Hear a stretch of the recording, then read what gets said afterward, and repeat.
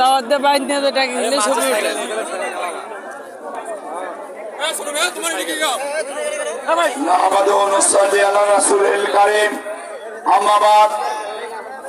মধ্যকার এই তাফসীরুল কুরআন মাহফিলের সম্মানিত সভাপতি, উপস্থিত অন্যান্য অতিথিবৃন্দ, প্রধান বক্তা সহ সকল আলোচক বৃন্দ, বর্তমানে মা ও বোনেরা, আমার সামনে উপস্থিত ভাই বন্ধুগণ, আসসালামু আলাইকুম ওয়া রাহমাতুল্লাহ।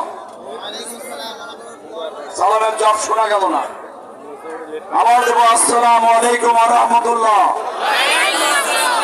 সম্মানিত উপস্থিতি, আজকে দিনের বেলায় আমরা এই তাফসীরুল কুরআন মাহফিলে এসেছি কোরআনের কথা শোনার জন্য। আমাদের মাঝে